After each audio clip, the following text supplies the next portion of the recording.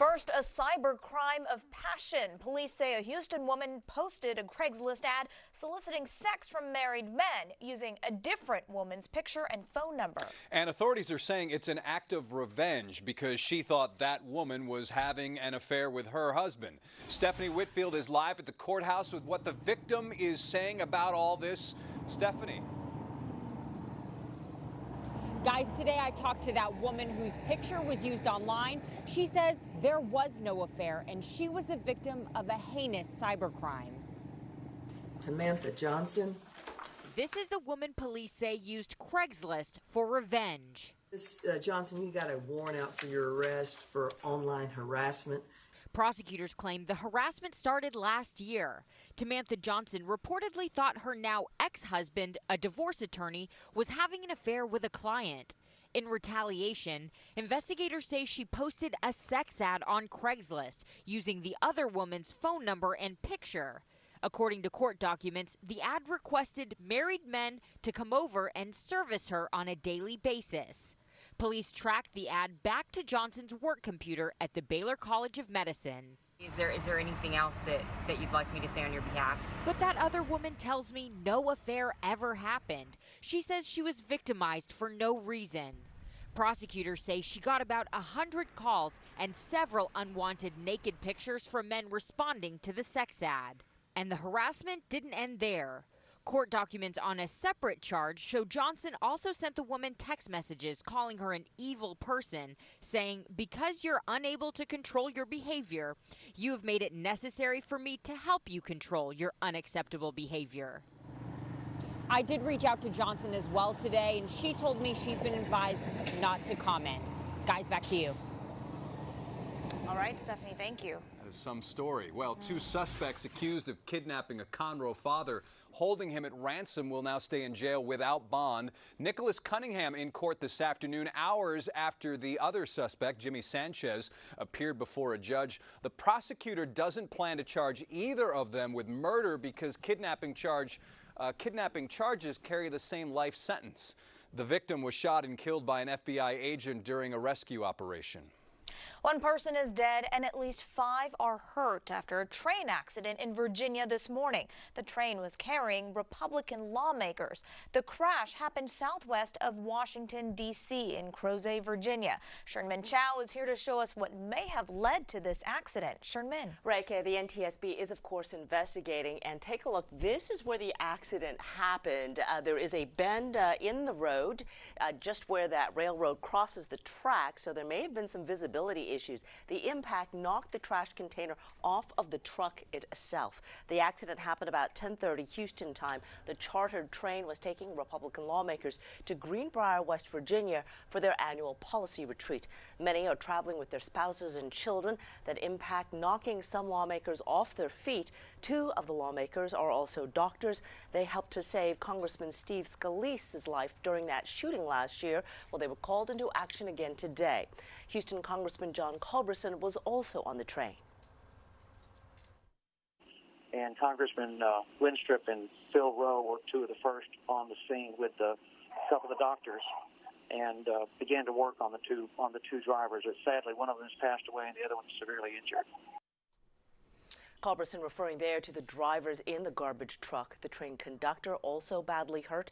The Amtrak train was uncoupled from the damaged compartments, then went to Charlottesville. Their lawmakers boarded buses to continue on to the retreat. That annual event will go on with a prayer for the man killed and those injured.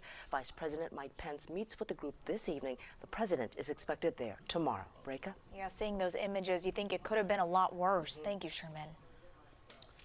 Misconduct allegations. That is why the Houston Forensic Science Center has fired one of its employees. The agency says she intentionally shredded notes from a homicide scene. Okay, so what is the motive here? Our Matt Doherty is asking the CEO of the Science Center about that. Matt? Yeah, I asked him why he thinks she may have done this. He says he doesn't know. The Science Center CEO, Dr. Peter Stout, says this was a clear violation of the Science Center's policy, and he says it will not be tolerated. He says this was all caught during a review of forensic analyst Megan Timlin's work on a murder case earlier this month. Stout says her original notes were missing.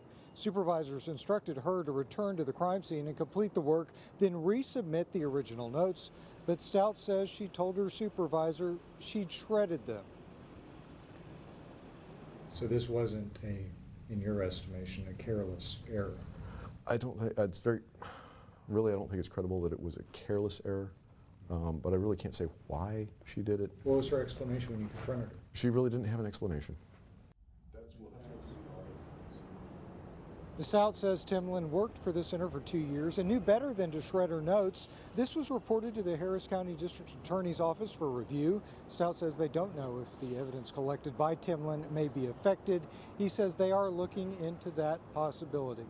Now, Timlin's job focused on securing video evidence from the scene, such as surveillance video that's located outside of a crime scene. But not all of her work has been bad. We'll show you at 5 o'clock some of her work that helped solve a gruesome murder case. That's at 5 o'clock. But for now, we're live in downtown. Standing for Houston, Matt Doherty, KHOU 11 News. Certainly looking forward to that. Thank you, Matt. Grand jury has decided not to bring charges against Dallas police officers responsible for the death of a sniper who had killed 5 officers during a downtown rally. A robot carrying explosives killed the gunman, Micah Johnson. He had killed 4 Dallas police officers and a Dallas area rapid transit officer. Here at home, firefighters are working to put out a fire in the West Chase neighborhood. The grass fire has quickly spread. It is dangerously close to some homes on High Star Drive, although it doesn't look like any of those houses are damaged. It's unclear what sparked that fire. And talk about once in a blue moon. A rare cosmic show filled the sky early this morning. Hey, did you wake up to see this? Well, we saw the super blue moon, blood moon, from our chopper. It was actually an overlap of a blue moon, the second full moon in a calendar month, and a lunar eclipse. Wow. The last time this happened was more than 150 years ago. We can call that a celestial trifecta, Jason. Yeah, I need to get my moon straight. Yeah. So that, okay. Blood moon, blue moon, everything. Yeah, one person who really enjoyed the show in the sky, well, we know that guy. Yeah, Brooks, what do you give this? A 9 out of 10, a 10 out of 10? Oh, it was a show. I've got to give it a 9 out of 10, only because my wife was perturbed. You see, we've got a lot of trees on our western sky, and I said, honey, look, there it is. By the time she got up to check it out, it had already fallen below the trees. I couldn't have been, I just heard someone say, cut them down. That's the spirit. Just cut them all down. No, it was beautiful in its own way, but it was short-lived from our perspective. But yes, those pictures were nice. So good to have the resource of Air 11 to see what it really looked like from high above those pesky trees. Check it out. Palm trees, Seawall Boulevard, Galveston. What a shot. Some high clouds streaming through. Otherwise, a beautiful beach day. Very warm outside. We've got 60s at the coast right now. 70s once you get inland, north and west of 59/69. It's 71 degrees right now in Conroe, Tomball, Sugar Land. What a day it is outside. Tomorrow, even warmer than it will have been this afternoon by the time all is said and done. 10 degrees warmer right now than it was yesterday at this time. So we're going to see temperatures slowly falling through the 50s. High wispy clouds from time to time. Low temps tonight in the mid-50s, so it's going to be balmy. Guys, coming up, we'll take a look at some weekend rain chances and how long this warmer weather will be with us. And yes, one more look at that full moon, which remains quite illuminated overnight tonight. All right. Thank you, Brooks.